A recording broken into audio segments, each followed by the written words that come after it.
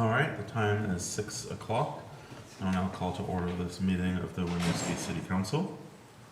We will start with the Pledge of Allegiance, led by Deputy Mayor Bryn Oakley. Pledge allegiance To the flag of the United States of America, and to the republic for which it stands, one nation, under God, indivisible, with liberty and justice for all. Thank you, Deputy Mayor. All right, agenda review. Councilors, are there any items on tonight's agenda that you'd like to discuss before we move forward? No. All right. Public comment. So this is a moment where we encourage public comment. If you would like to provide public comment, we'll ask that you come sit at the table if you're here in person and speak into the microphone. Don't comment from the audience. If you're online, ask that you raise your hand, and then you'll be brought over to make a comment. State your name and your address, where you live. Direct your comment to City Council. Staff will follow up after the meeting if appropriate. If you can keep your comment to 2 minutes, and leave your comments for items that are not on the agenda below. That said, is there any public comment? Doesn't look like any in the building. Is there any public comment online? Not seeing a hand raised online. We will move to our consent agenda. On tonight's consent agenda, we have approval, City Council and Liquor Control Board meeting minutes of July 6th. Approval, accounts payable warrant, July 9. Approval, payroll warrant, June 21 to July 4. And approval of the Disability Pride Month resolution. Can I have a motion to approve tonight's consent agenda? So moved. Second. All those in favor? Aye. Wonderful. Consent agenda passes. My sound is on? It was on. Council reports. I forgot where I started last week. Elsie, how about you start? Okay. The Finance Commission will next meet tomorrow night, July 14th at 6:30 here at City Hall or on Zoom to discuss the payment agreement purchase procedure and elect new officers. The Winooski Finance Commission also has one vacant alternate seat. If you're interested in serving on the commission, please apply today at winooskivt.gov. Thank you. Thank you. Yeah. The Safe Healthy Connected Commission meeting, People Commission meeting, will be tomorrow at 5:30. It will be held in the community room at Myers Pool. And we will be welcoming our 2 new commissioners, also electing officers, doing orientation, and going over the comprehensive plan. The Housing Commission has not been posted. The agenda hasn't been posted yet on the city website, but believe we do have intent to meet later this month, if we can get a quorum. And then the Chinnetsaw Waste District, they usually meet the 4th Wednesday of the month, but it's going to be moved to from the 24th to the 29th of July. And the agenda for that will be noticed on their website later this month. Thank you.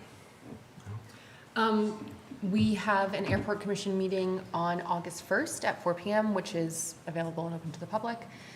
I posted an update to Front Porch Forum regarding the really robust and incredible conversation that we had with the Inclusion and Belonging Commission and also the Safe, Healthy, and Connected People Commission regarding our draft background check policy. And there's nothing...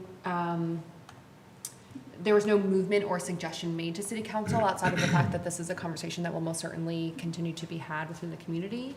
I want to echo what Councilor Goodrich said. We have multiple spots open on the Inclusion and Belonging Commission. And so folks can reach out to myself and or can find more information on the Winooski website. And then as the City Council liaison to downtown Winooski, and I'm sure our city manager will also be suggesting this, but I really want to highlight that we have a block party starting at 5 p.m. in the Rotary on Wednesday, and I would love to see as many people out there as possible. I know I will certainly be there.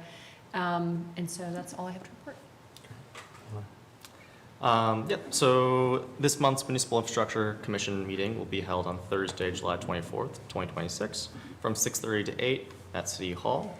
The agenda will be formalized in the next week. If residents have items they would like to be added to the agenda, please reach out to me. Additionally, the municipal infrastructure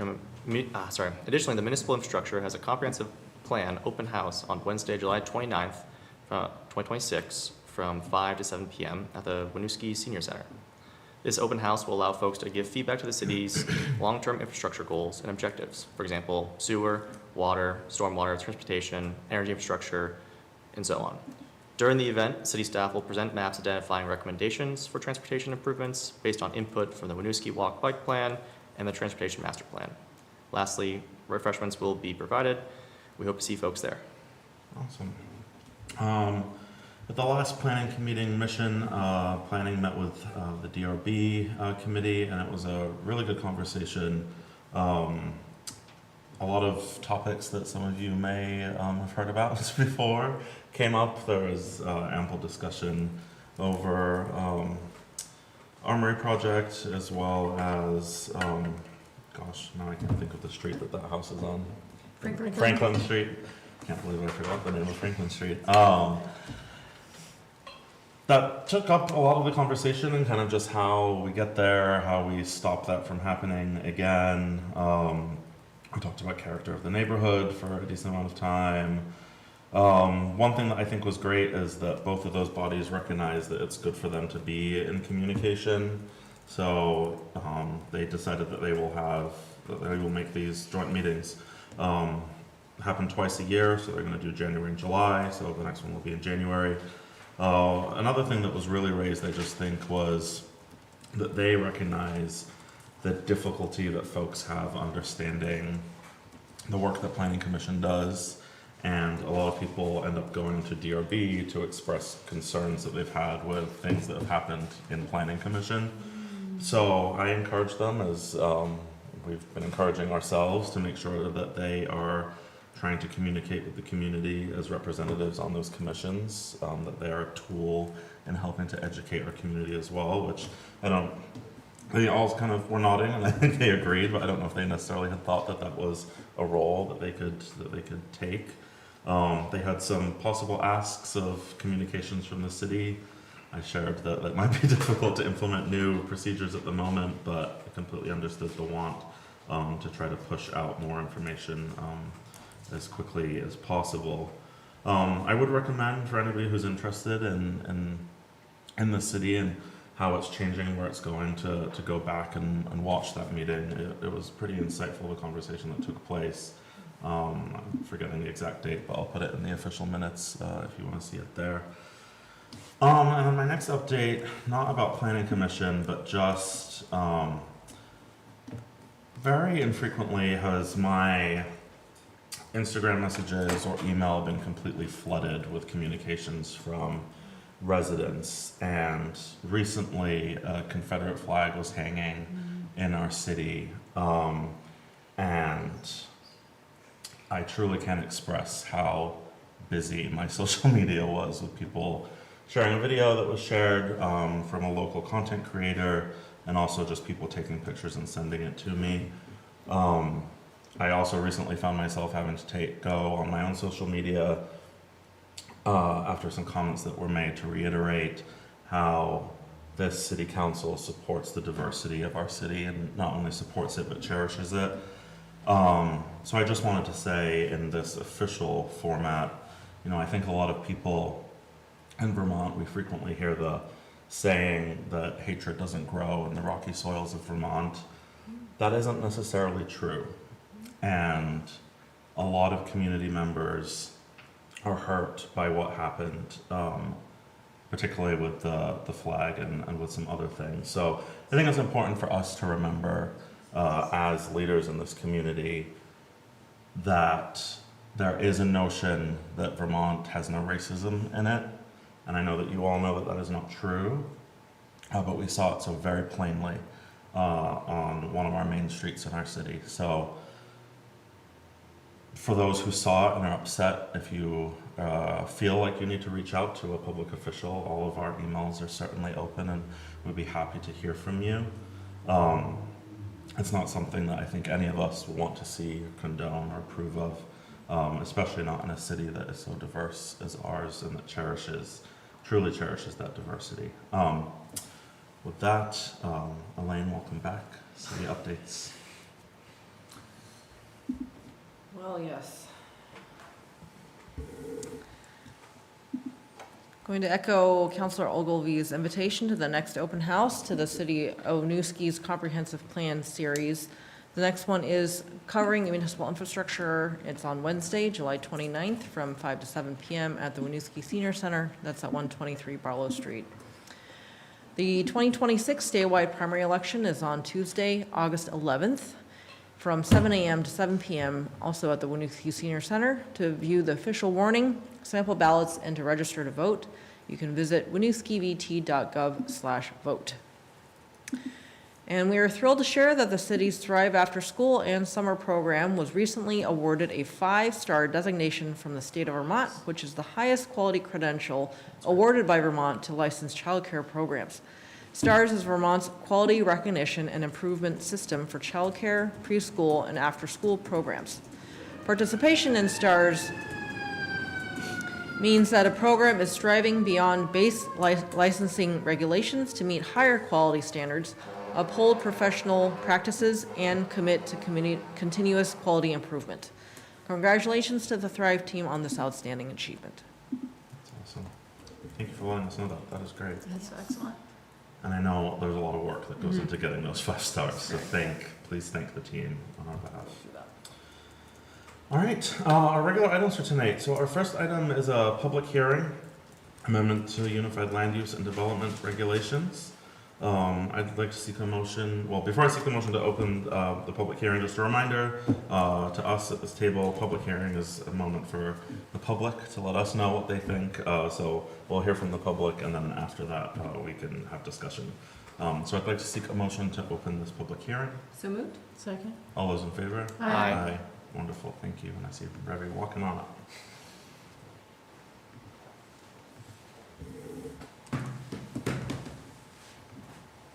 Hi. Hello.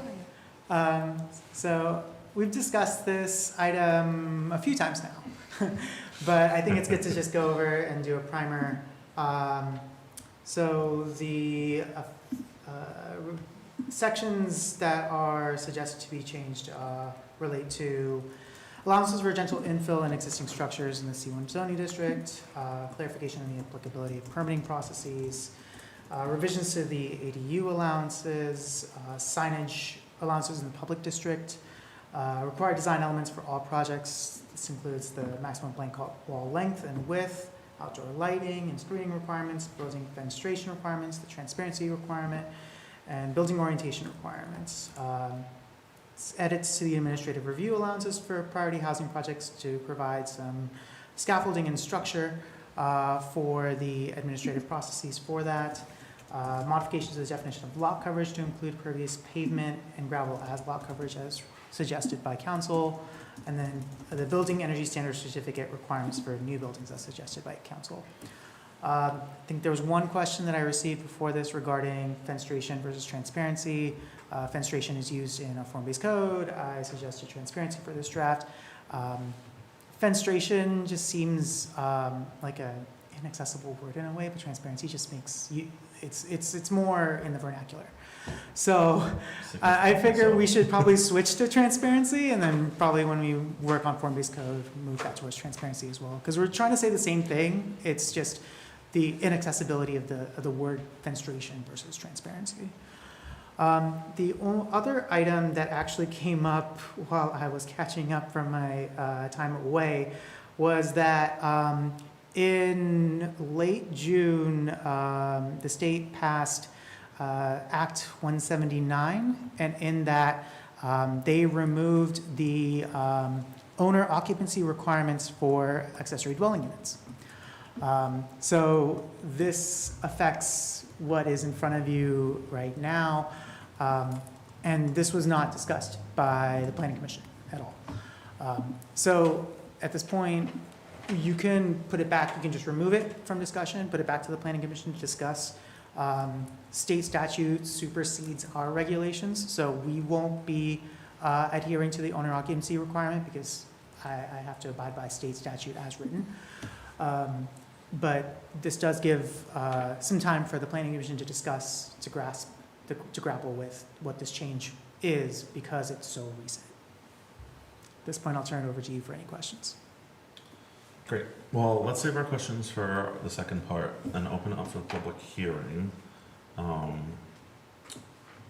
Anybody in the building with any comments that they'd like to offer on tonight's public hearing? Yep, we'll just have you come up to the table. And if you just want to state your name. Sure. Hi, I'm Jen Berger. I'm here as part of a group of folks who've been talking about public art, and we have reviewed this document and have some questions. I think it's section 414 and on, but there's a lot, and I'm wondering what the best way for us to share those questions or comments with you rather than just raising our hand every time you get to that point. It's a good question, Jen. How many questions or comments do you have? 13, according to our Google Doc. But it might be like 3 comments on one thing too, so it might not be that many. I mean, technically, if you'd like us to consider it for tonight, we'd want to go over it right now. If it's something you don't want us to consider for tonight, you could email it to us and we can look at it later. So I'll leave that up to you, I think. We'll just do it now because, Yeah. okay. We can do it together. Oh, let me get my notebook. Do you want to start with that first one? Can you see it? Oh, and if you could just introduce yourself as well, please. I'm Leslie Fry. I live at 48 Elm Street in Winooski. Wonderful, thank you, Leslie. So this is from section 4.14. And instead of boring everybody by reading it, I just would like a real-life example of what the pros and cons are within this little section here, if anybody can do that. It's the section on intent, and there was some. The intent of this section is to promote and protect the public health, welfare, and safety of the general public by regulating signs, da-da-da-da-da, and then there are these. So it's 4.14A, intent. It's kind of.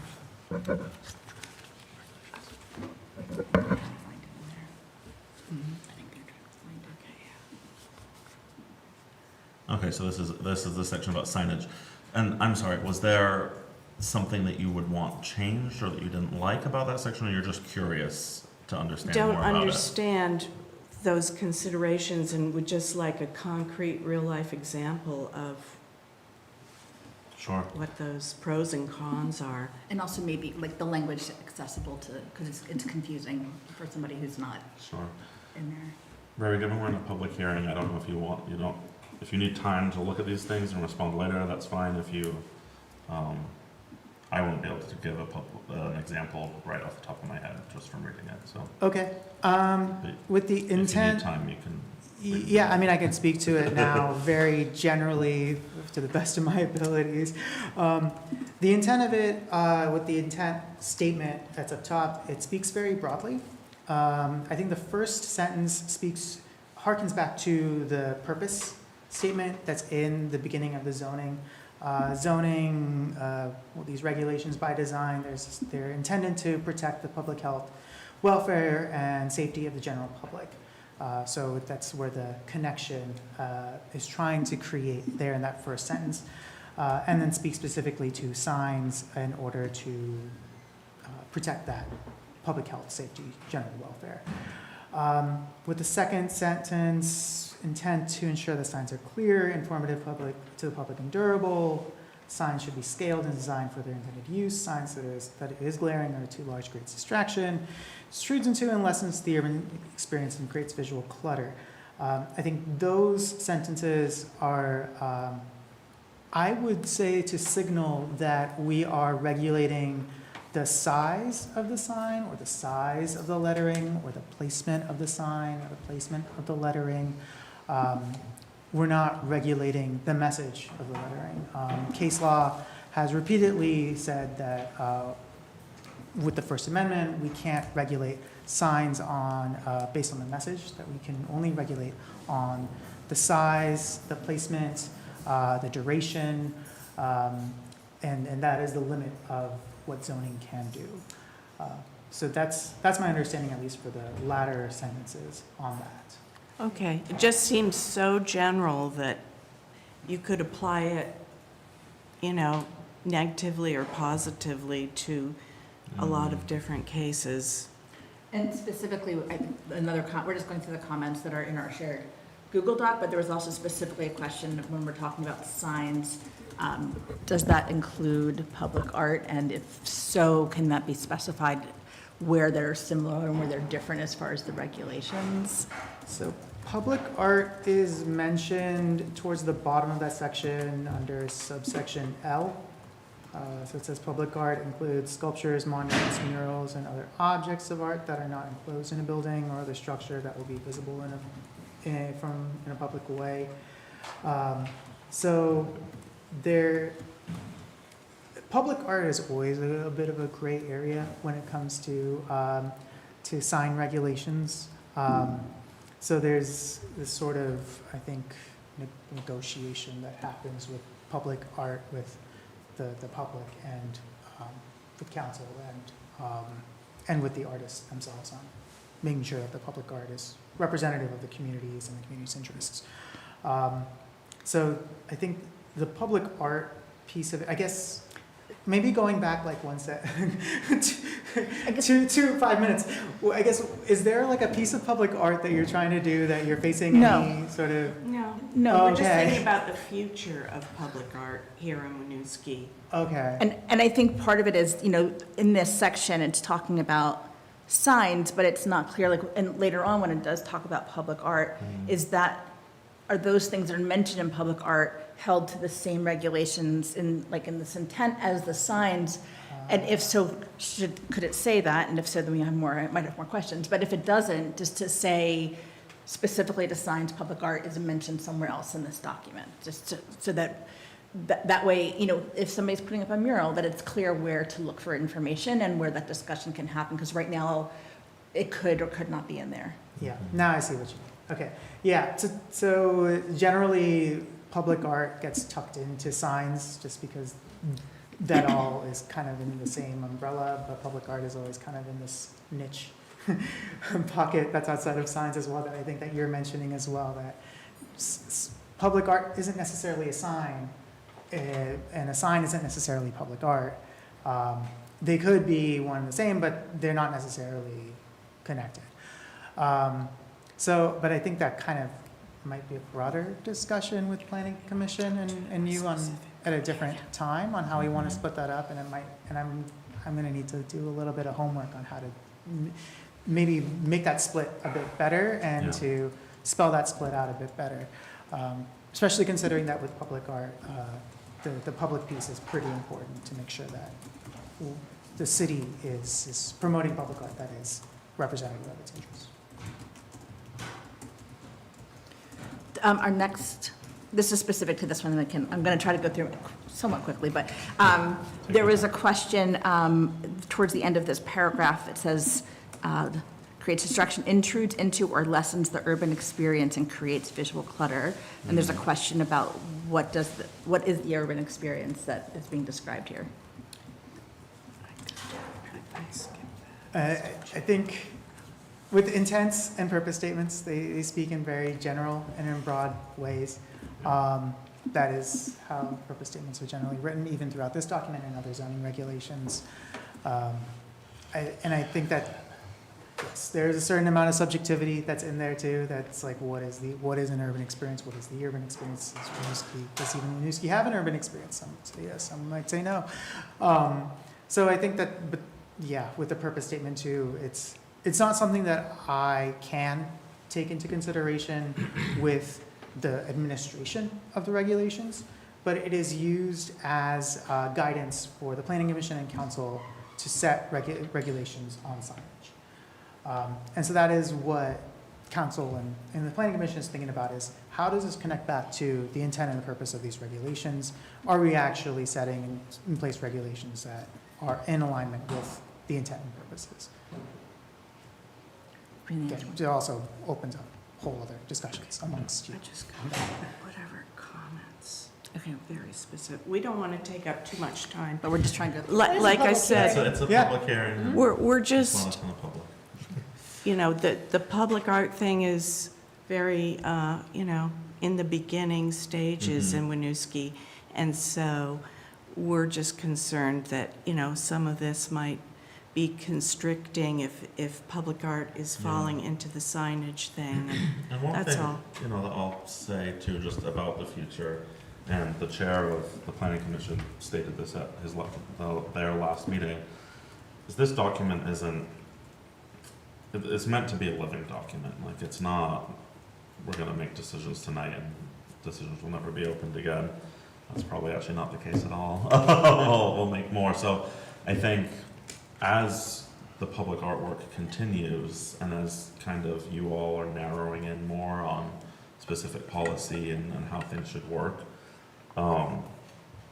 if this document is contradicting with that, we can keep looking at that as we move forward. So again, love to hear everything you have tonight. There's not many people in the public besides the two of you, so please share everything, but don't also think that, like, if we don't figure everything out right now, that public art isn't gonna have a future. And I feel like, I can speak, is that we can share with you our comments and you can take those into like, we don't have to do one by one, but I can share with you the comments and then as you're discussing. Yeah, if there's any specific questions, if If that everyone's works, answer. we can- unless there's something specific that comes up that we Yeah. need, but I think that'll Yeah. make the conversation flow, if that's okay. I think there was, the next question, there was just some need for clarity about substitution clause. And it just didn't feel clear, especially if we were trying to think about if public art is part or considered under the substitution clause, which is Okay. under C. The next one is under D. This is just a small one, but it says something about unsafe, insecure, or a menace to the public, and we were looking for clarification if that's a physical safety issue or what that actually refers to in that section. Do you want to do this one? No, you go ahead. Okay. You're doing a good job. In section E, direct application, let me just read the question before I say it out loud. So the question says, no murals on street-facing walls unless they are done on a board and hung question mark. Just looking for clarification on this. Again, this is from a public art perspective, and just asking for more clarity. It's not ours, this is ours here. Why is this one coming up? There it is. And section F, again, it says here, permit from the ZA for a period not to exceed 90 days. Oh, all signs temporary in nature may be granted temporary permit. We're wondering if that includes public art, and if not, should that be specified? And then I think we don't need to talk about that. No. Yeah, I can skip that one. And then. Oh, yeah. This might be a typo. Oh, yeah, I'll say this one. I'm not sure. H, number 1, all proposed signs will not relate to the architecture of the building on which they are to be located. I didn't know if the word not is really supposed to be in there. Wouldn't you want a sign to relate to the architecture? I don't know. That's a comment. Okay, and then there's. I think so, right? That I'm might actually be not it. sure. Okay. Yeah, I mean- I'll check earlier iterations to see if it wasn't captured Yeah. in, It just doesn't earlier. sound logical. Oh, there's this. Remember to sing, I think we're done, but we might have one more. I don't Oh. think we need to get into that much detail. Just to look, so J3, height of signs, also clarifying if that would relate to murals and other public art, or if that's just signage, it's like true signage. And I think, wait, this one here. Oh, and then we were also just, when it does say public art, it's under L, and we're just wondering if there is a distinction if the definition of public art should come sooner, so that as somebody's reading the document, they're able to distinguish between signs and public art throughout the document. At the end, it kind of helped us understand some things that earlier on we were questioning that aren't in Yeah. our comments. And I think that might be everything. Okay. And we can also email it, that's helpful for you later on, but that's what we got. All right, well, thank you very much. I appreciate that. Thank you so Please much. do email those to Council and Reby. Thank you. Okay. Thank you. Any other, oh, actually, Sarah has her hand raised online. Paul, would you be able to bring Sarah over? Hello. Hey, Hi, I'm Sarah Van Wright, commercial admin, 60 Winooski Falls Way. how are you doing, Sarah? Good. I just wanted to, and I missed the very first few things that Rebecca you said this evening, but, so that's what you're talking about briefly. But I wanted to just touch back on the revisions to the administrative review allowance for priority housing. I was reading your overview, and it talked that you had gone to legal counsel and it wasn't going to allow for an extension of a time period. You guys, you know what I'm talking about. And I was just going to recommend to City Council that they may. So instead of approving the, I don't know what number we're under, but on page 59, under section Article 5, Administrative Review, I was just going to recommend that you may try to figure out what that change is being designed to do and throw it back to the Planning Commission and maybe even the Development Review Board, because it just feels like an individual, that there aren't any checks and balances in that, the development review. And like I said, I just think we ought to look at that more closely. So that was my only comment. Thanks. Sarah, thank you. And I was not able to attend your last planning commission meeting, so I wasn't able to say it then, but thank you so much for all of your dedication to that commission. You're welcome. It's a different room without you in there, so I hope you're enjoying your retirement. Yeah, I'm actually at Lake George on vacation, so I just wanted to. Well, not too bad. You can do things like that once you don't have all the commission work to do. Yeah, but I just felt like that was one thing that was important to just let's understand what that administrative review really is going to mean and consequences, and it's, you know, it really puts it all on that one person who's in that role, which is Revy right now, and that's maybe that's okay, but maybe we want, because I know the public, you know, we talk about the public being more involved at some level, so just think that one through a little bit more. That's all I'm asking. So. Perfect. Thank you, Sarah. Okay. Night, guys. Thank you. Night. Thank you. Enjoy the lake. Yeah. All right. Any other comment online?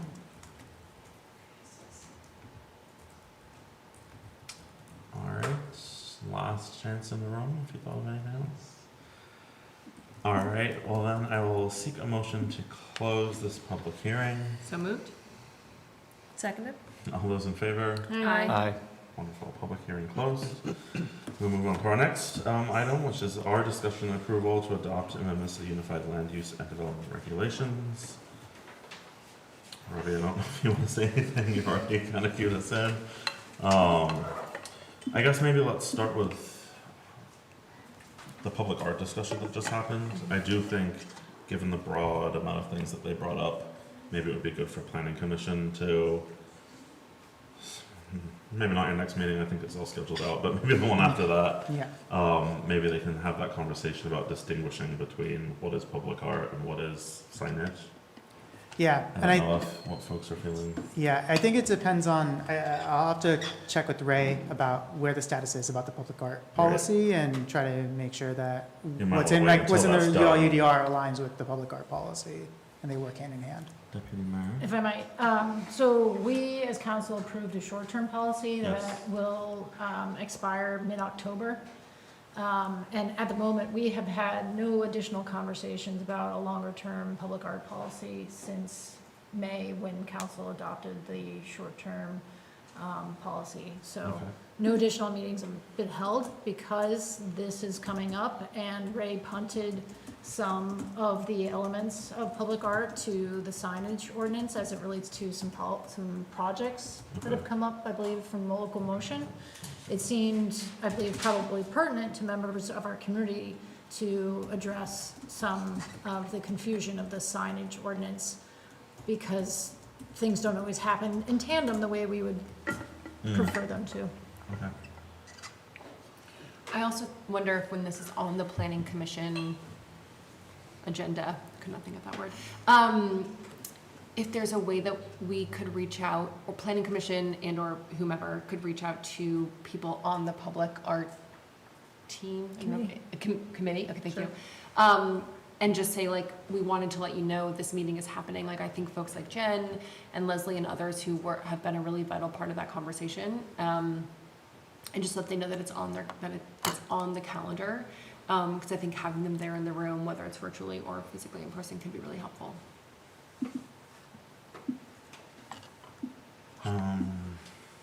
Given that it hasn't been talked about since we passed it, were you advocating that planning doesn't talk about it until? No, I Okay. am absolutely in favor, because Okay. it's extremely difficult to get coordination between the two groups. So I think planning and ordinances, that should and will be its own conversation. I would love for Safe Healthy Connected to have a joint meeting with planning, but that also seems unlikely. Maybe down the road. Perhaps, but maybe. It's not other own possibility, but maybe. Okay. So I definitely am very supportive of planning, seeing and looking at this from the ordinance lens, because I don't anticipate the subcommittee having the capacity to really get into that depth of detail. Okay, If I may, please. a little side note, this might be obvious to you all, but it's surprisingly difficult to navigate the overlap between public art and signage. So it would make sense for planning to take a look at it with Revi's advice. Yeah. It's sort of similarly, like you might think you know what a billboard is, but it was very difficult to pass that legislation in Vermont. Right. Yeah. I appreciate that.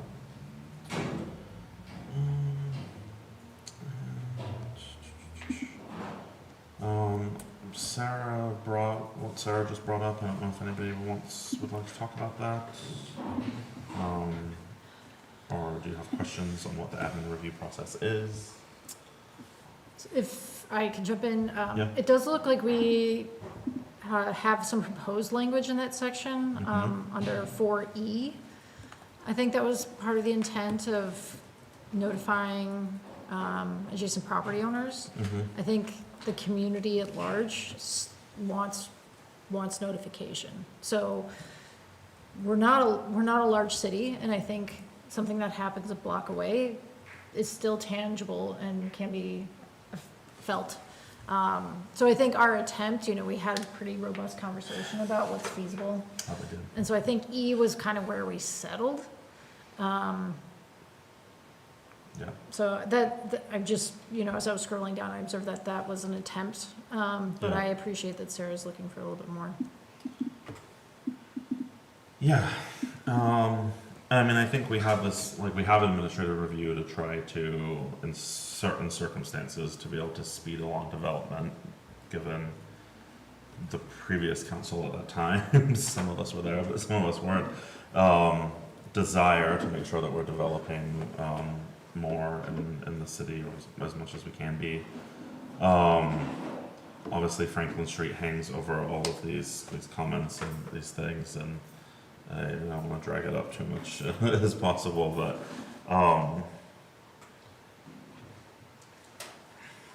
yeah, I mean, I don't want to. I mean, we can have a bigger conversation of like if we still think administrative review is what we want for a tool in trying to aid development. If we do, I think the addition of E certainly helps with some of the concerns that the public has brought up. I understand it doesn't address all of them, but that's what we have to balance if we think that this is a tool that is useful, or if we don't. If we put more kind of guidelines around it or add to it, we're kind of diminishing the intent. That's not necessarily wrong, but would love to know what you all think. I just have more of a question. How many administrative reviews of buildings have you done since you started your position? Under this section, Under this section? Yes, not 2. two, okay. So it kind of, for me, it's more of a, there's an incentive, there's a benefit to having administrative approval. 2 is actually more than I thought. I thought it would only be 1. So actually, it's interesting. Changed my mind a So little it's a hot topic. Yeah.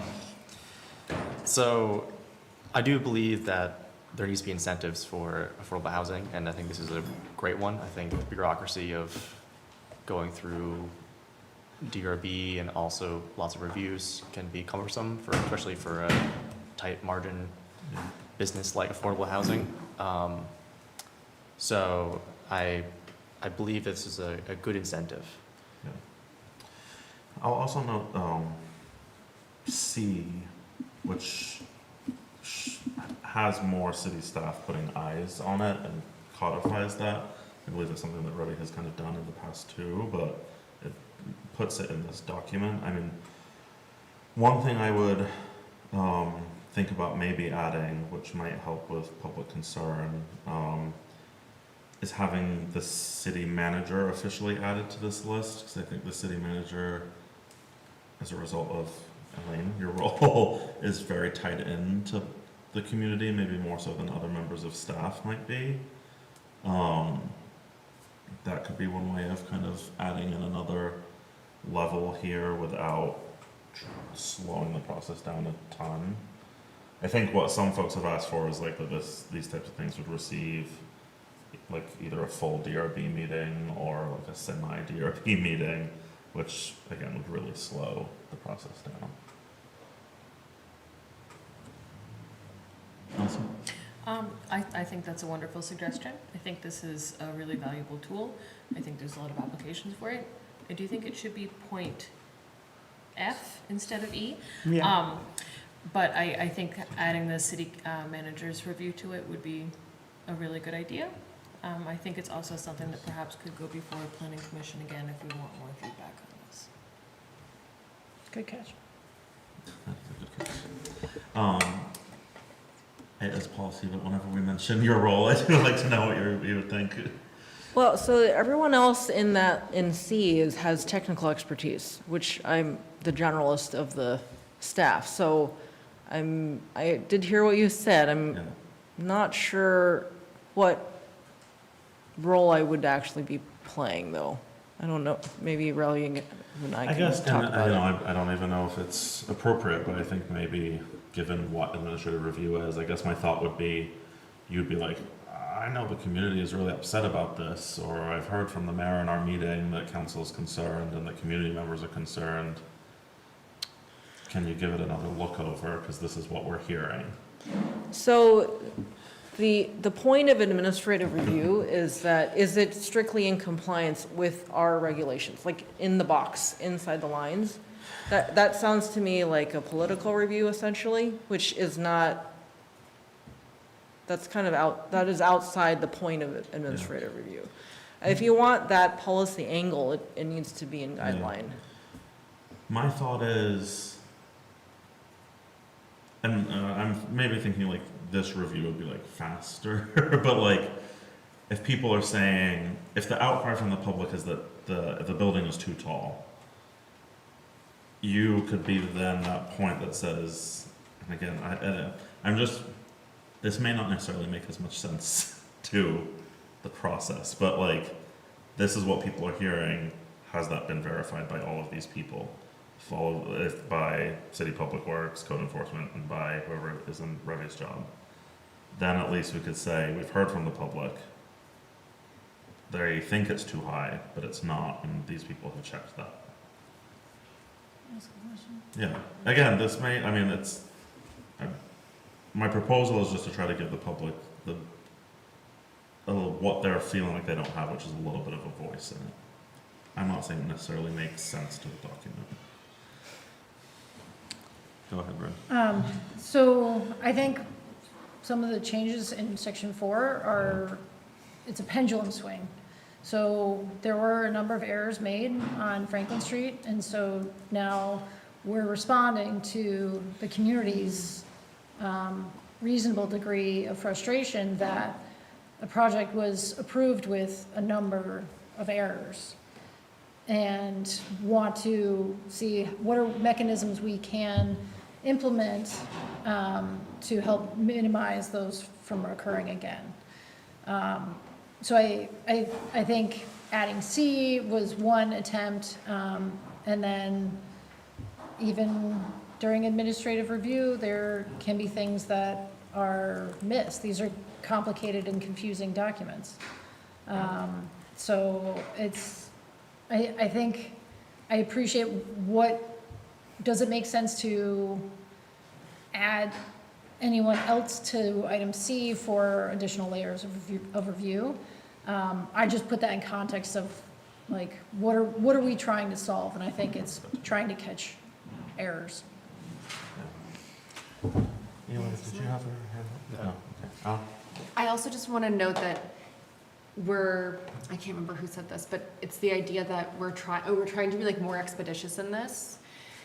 And one of the things that I think we've all been really mindful of, and we're just talking about a lot, is that like there's a very limited amount of staff time. And so then I wonder if, like, by adding more layers, and that includes staff time, particularly the city manager's staff time, I just wonder if that in the end would be like a double-edged sword. Maybe that's the wrong cliche, but the idea that, like, we're trying to be expeditious, and in the end this could just sit on your desk. And so I'm just trying to be mindful of that. And I think also the thing that I think about so often, and I've really learned this lesson from the mayor, is the idea of, like, we are writing this for people when we are not here. And so we want to ensure that it's accessible. We want to ensure that people understand. And so my thought is like, we all know, right? Everyone knows about Franklin Street. And so then it's like how do we ensure in succession planning and that institutional knowledge is being passed down, right? And we're not obviously going to write something in a document that's like, don't let Franklin Street happen again. Absolutely not. But it's just the idea of, like, how do we ensure that and I think that's sort of like a broader question, right? And so that's the question that I have, is like, how do we ensure from institutional knowledge and succession planning to ensure, because to me it sounds like that's the thing that we're trying to solve for, is like, it's a little bit, this might be a jump, but like fear-based, in the sense of, like, we're afraid that this could happen again, so we're trying to just, like, put all of these things in place. And so those are my 2 cents. So, I think there's a lot of fear. Like, That's so I think real. we've all been in the building. Yeah. I think, like, Ravi had a really rough experience Yeah. with this situation. Like, I think we've Yeah. all are operating from fear Yeah. because we don't want that to happen again For at sure. all. so I need to point out that there was only one error made, and it had nothing to do with height. The height was not That was illegal. just an So, example. but it's relevant, like, that's the point, like, what are we trying to, I appreciate the framing is my point, is what I'm trying to say, is that, like, what are we trying to accomplish with a change here, of what you're trying to propose?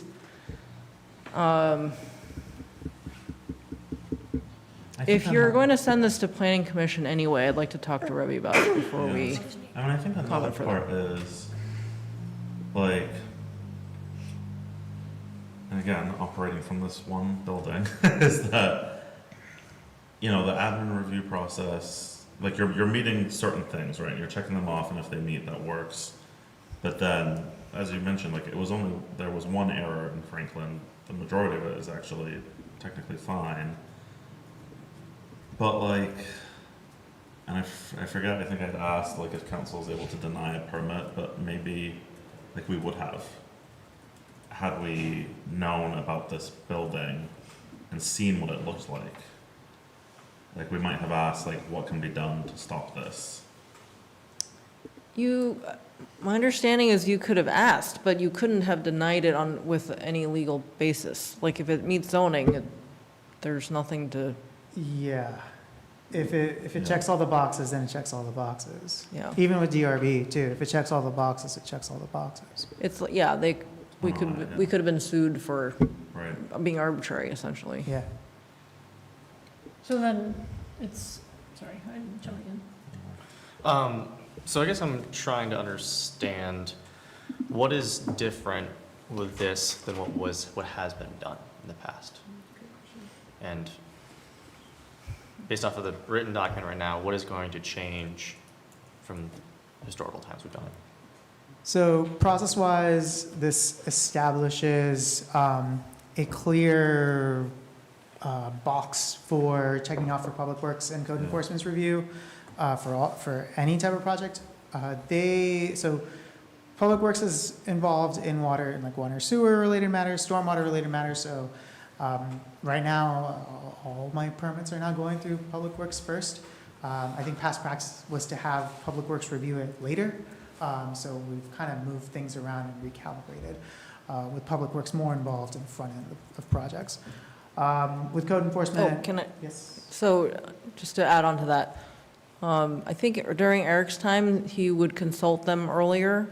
And I don't think Revy was told that or knew about it. And so this is what Al is saying. It's like this builds in some of that institutional knowledge. Yeah.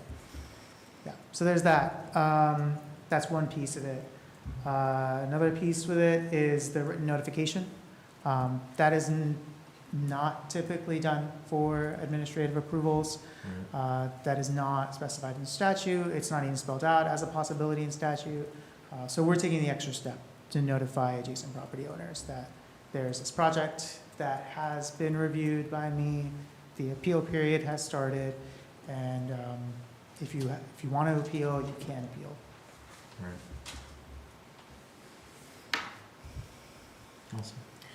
Awesome. I understand you probably have a checklist that you're going through to hit all these items, and code probably has that. I wonder if instead of actually sending, after all three of these departments review, sending this to the city manager, if there is instead one compiled checklist that you could complete and have Public Works initial, have code initial, that they hit their 3-5 items that they want, and instead that completed list goes to the city manager for review of like, everyone has done what needs to happen here. So instead of the city manager having the onus of looking at the entirety of the project and looking at like all the elements discreetly, more of a rubber stamp approval of that we acknowledge that all the disparate parts have been addressed. Elsie, thank you for explaining what I was meaning to say. Yeah. Thanks.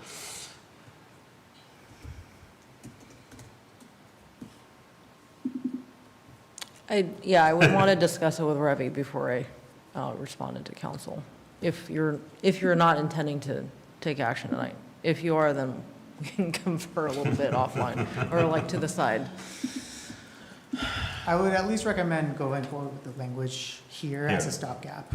And Yeah, then for and us I to make think- any other technical changes I afterwards. think the language as proposed in the admin review section gets to some of the concerns.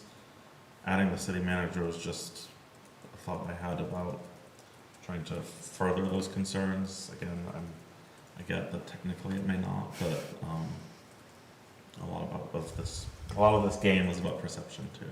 So, If there, as you talk about process side of things, if it was feasible for there to be, of the notification documents that go to the applicant and adjoining property owners, that's one of the documents that's included or available for review, not necessarily sent out, but available for review, is like the checklist that each of the departments went through.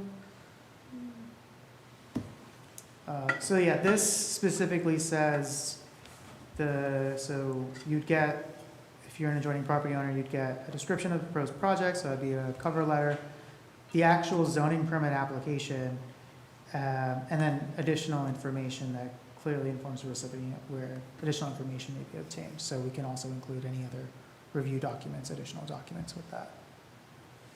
so folks can see that it's been looked at. Mhm. Yeah. Okay.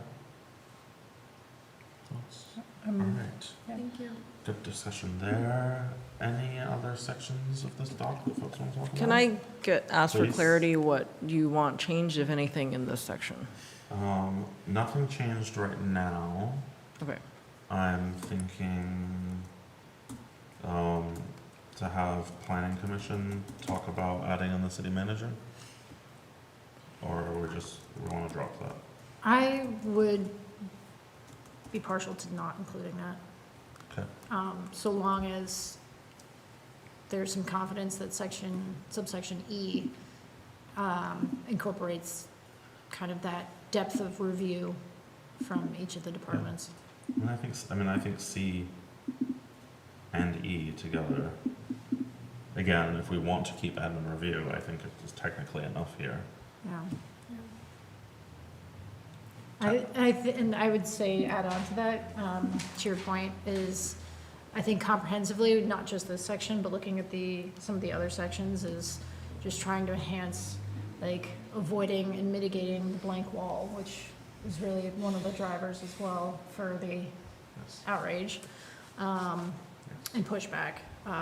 So we are, there's this section that stands out, but there are, other sections within this, set of reviews, set of proposed changes that try and tackle that too.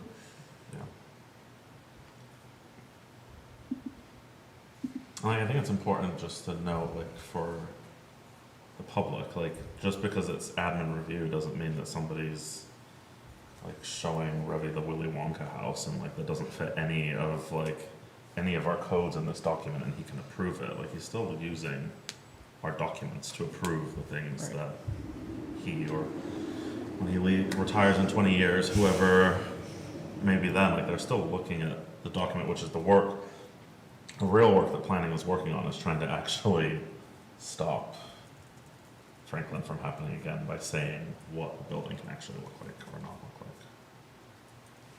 Yeah, if I might, I appreciate that. I think we looked in, there's only allowed, the words I'm looking for are the appeal period. That's limited to like 2 weeks, right? Yep, 15 Yeah. days. And so that's not something that can be changed. And something else we learned about Franklin Street is zoning administrators are protected under the state statute from, lawsuits. Thank God.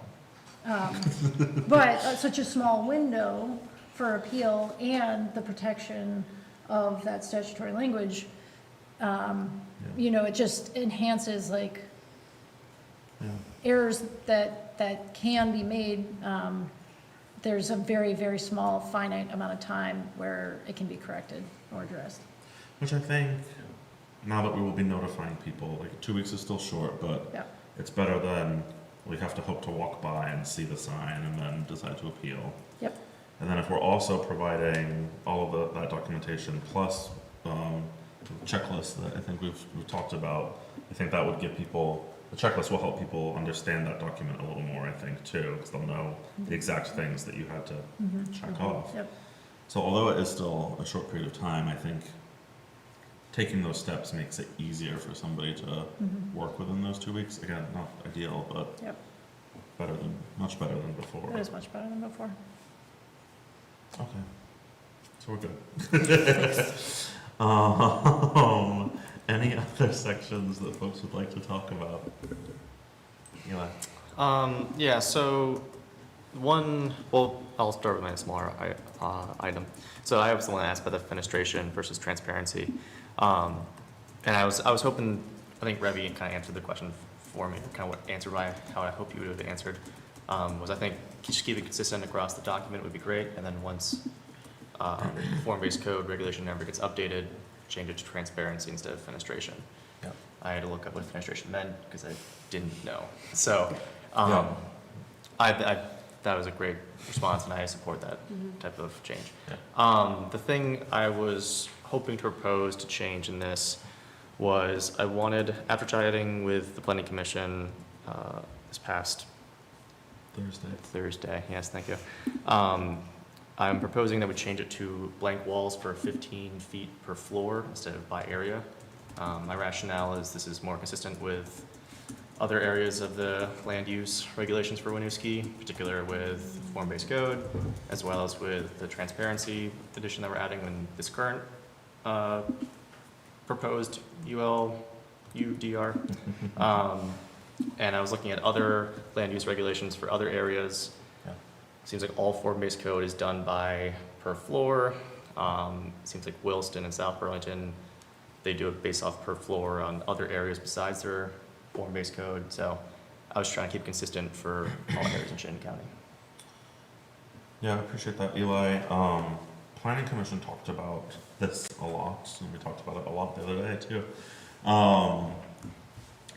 The reason they wanted to do by area is they were concerned that a developer could put, a stairwell on one side of the building and just put like small windows, we talked about portholes for a while, on each floor. So therefore you have a window on each floor, which is what by floor means. But you really have gone right around the intent of what planning is hoping. So essentially if we, of course, Franklin, look at that building that has no windows, would it really look that much better if it just had 4 little, or 3, however many floors it is, little windows going up? So that's why they did area instead of floor. Where we did share with them that like everybody else says floor across Chittenden County and maybe further. But they were like pretty intent on that. Yeah. You said 14 feet. 15 feet? 15 feet, sorry, 15 feet per Okay, floor. just Did I misspeak? wanted to be like, My do you- apologies. was there something more to that statement? So, okay, just confirming. As a side note, I will say that I think that is the most stringent that I saw of all the land use regulations in the area.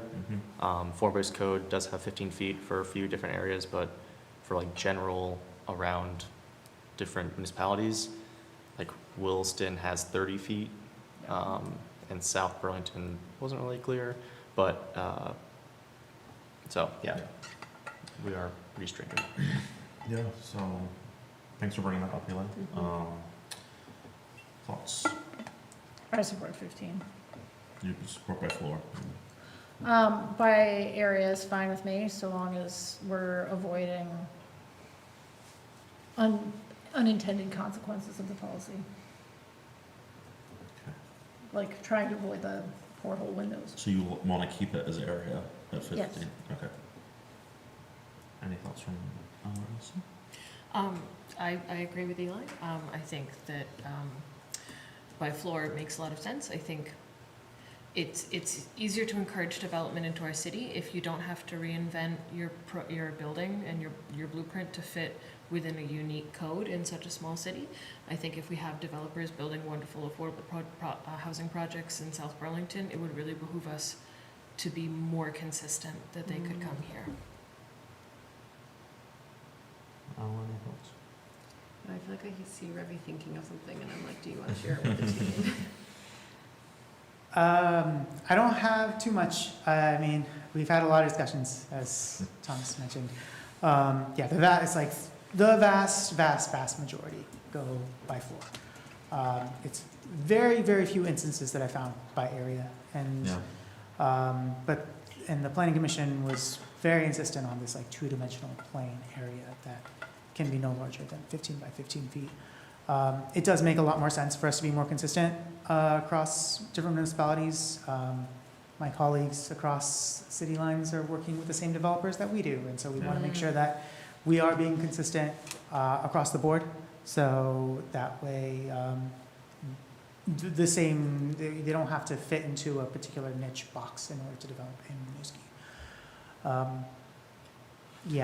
I've shared this with a couple developers, and this didn't appear when they were reading through the language. So the only thing that one asked for was an example of what exactly do you mean by blank wall area. So that's why the graphic was included in the definitions.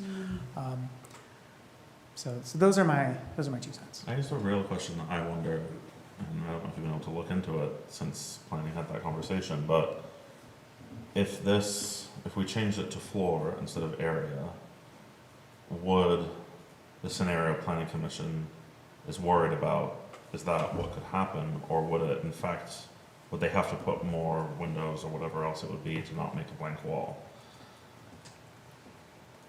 It's, it's a bit of, it depends on the context, because you have this plus the minimum transparency. So they might have a blank wall that's 15 feet wide, but they might not meet the transparency, so they have to put in a window in Yeah. order to meet the 15% transparency per floor. Yeah, it really depends on the context and the width of the building in order to determine whether Yeah. they're gonna meet both of those requirements. They might meet one, but not the other, and they might meet the other, Right. but not one, so. Which is what I think is the concern the planning kept coming back to and why they landed on area, because if we go by floor, in theory, there could be multiple ways, it seems, where an unappealing streetscape could still occur. Whereas it was less likely by area. Yeah, I mean, typically with seeing buildings, Yeah. having seen a lot of different buildings, it's mainly the stairwells that don't have the Right. windows. And so that's what the blank wall is really. It's really a stairwell in most cases, the vast majority of cases. That could be mitigated by putting in, like smaller windows that may not meet egress, but are going to meet the 15% transparency and provide a nice little aesthetic touch. So it seems to me that there are ways to get around it. It just depends on where that building is located and how wide is that building going to be, and what is the context of that building, and Yeah. whether they're actually going to be able to put in a window in a particular location that the regulations kind of forces them to put in that window, or if there's something structural in there that Yeah. prevents them from doing so. Do you know if the 802 Homes has, and building typologies has kind of dove into this? Our consultant has, so we've shared it with him, and he's kind of like, sure. As long as you have both blank wall limitations and transparency limitations, then you're fine. He also developed our form-based code, so he developed it by floor. He also developed Williston's form-based code. That's why that's also by floor. And that is the model code for blank wall limitations. It's by floor. Are you aware of the 802 Homes, the statewide conversations? Yes, I've seen the designs. I haven't seen any. A light skim. I haven't seen any Okay, discussion of blank walls okay, in there. all right, thanks. I'm in favor of avoiding Franklin Street and unintended consequences, so Yeah. I'm leaning with the planning commission's preference right now. Yeah. I don't know that we're even seeing that many projects to have it really have an adverse impact. Right.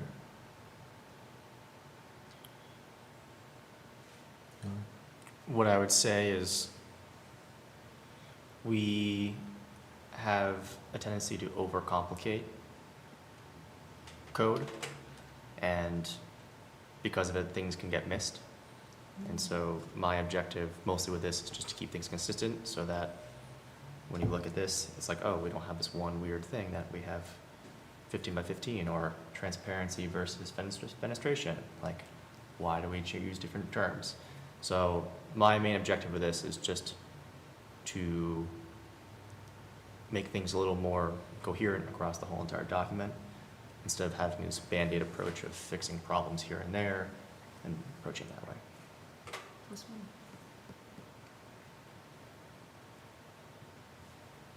Just because something has been a certain way for a long period of time doesn't mean it's the right way. Just because something is tradition doesn't mean it's right. I haven't decided where I land on this, but I will say, yes, I like a consistent document, and so it does make sense to me. However, it is our job to fix things. So we do see a big glaring problem, and if this is how we can fix it, and it takes the document out of conformity, I think it's our job to fix things and not just align for aligning. I would ask what, with Franklin Street, this reason why we're having these conversations, was the blank wall more than 15 feet per floor? I'm not Not certain. sure. It could be, but I'm not sure. The reason why I ask is because I spent a lot of time looking at stairwells at various brick buildings around Burlington, and they tend to be around 15 to 16 feet. So they're around that frame, but they're not any smaller. So it is quite difficult to build a stairwell that is meant for a multi-story building adhere to those regulations. I particularly looked at CCRH, that was one that was built recently. So yeah, because stairwell was typically what was talked about with stacking of things, so that's why I'm looking at that.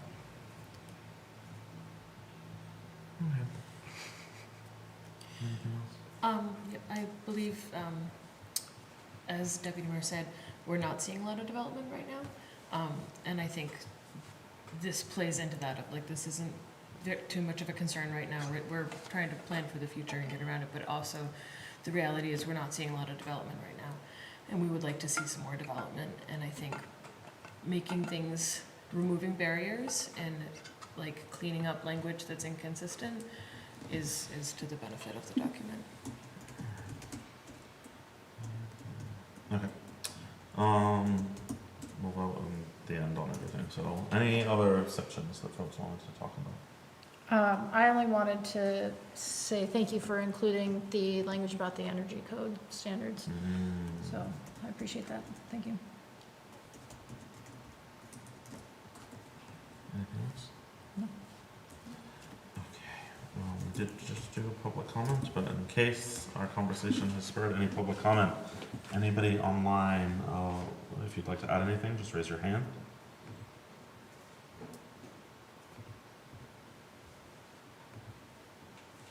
Okay. So we're leaving, it seems like we're leaving everything except for what was noted in the language, but you already did that? Or do we need to vote on that? Transparency? No, that's already in the language. Okay, perfect. So just the blank walls then. Alright, well, I will make a motion to approve the document as presented, but changing the, section about the area of a blank wall to making it by floor. I don't know if that's clear enough for you. Yeah, so that would be a change to section 2.5 about blank wall length, and then also changing the definition.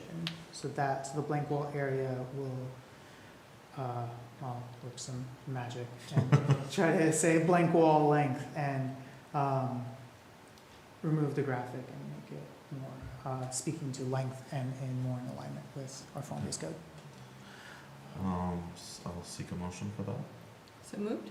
Seconded? The only other Oh. piece that I do want to mention is 5.1 about accessory dwelling units and accessory dwelling unit Oh, allowances in C2, downtown core, industrial, and public. So we'll just strike through all the changes to. Yeah, I mean, related to- if it's state statute. there's Yeah, nothing to do with- it, so, With 5.1, and then we'll come back to you after yeah. planning commission's discussed the changes in state statute with That's revised fine. language that aligns fully with state statute. Okay, yes, with that added. Mhm. So moved? Seconded? All those in favor? Aye. Aye. All those against? Abstain. That's good. Passes. Thanks. Yep, thank you.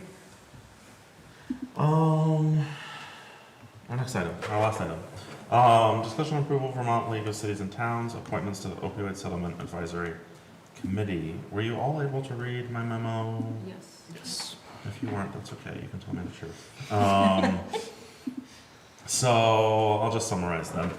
So a resident reached out, gosh, like 2 years ago at this point, I think originally, because they were interested in this advisory committee and letting us know about it. For a variety of reasons, we didn't really move forward with it. When I became mayor, I met with, so VLCT holds this, like a meeting of the mayors once a month. And so I had spoken with them about it there. And I thought it was an opportunity and interesting for our city to be involved in the Opioid Settlement Advisory Committee for a variety of reasons. I mean, one, I think there are definitely people in our city who have been impacted by the opioid crisis and still dealing with it, some who have been able to come out of it, and they will be discussing important things on this committee that I think if Winooski can have a voice, why not? The VLCT shared the information that I had put into the memo in terms of appointing someone. They're kind of doing the vetting of the person. You know, we would, if we do decide to do this, we would do our own vetting in the terms of like what we do currently for commissioners. So we, they'd apply online, we'd interview them, but then VLCT would ultimately be deciding, like, is this person a good fit for this committee or not? And which to me, also given the importance of the committee, kind of made me feel a little better about us. Essentially, we'd be recommending somebody. As I had mentioned, somebody had reached out about this. I've informed this person that if we decide to want to recommend somebody, that they are not the person. They'd have to apply, and we would advertise to try to get as many voices as possible who would be interested in this. But yeah, you read the memo, so if you have any questions, let me know. The deputy mayor helps me with this, as she does with many memos I bring to you all. So she looked this over as well and provided some edits for me before I presented it to John to put in the packet today. Any questions, concerns? Totally fine if not. Eli. No, I just want to say that I think it was very well done. Agreed. Yeah. Thank you. Okay.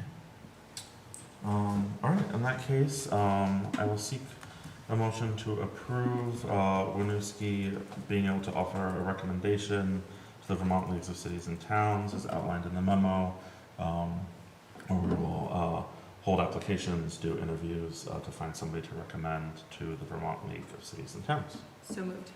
Second it? All those in favor? Aye. Wonderful. Well, the time is 7:17. We have no other business. I should have stopped. Does anybody have any comments in the public on what we just spoke about? All right, I didn't see that hand raise. So it's still 7:17. I will look for a motion to close tonight's meeting. So moved. Second. All those in favor? Aye. Aye. All right. Thank you so much, everybody.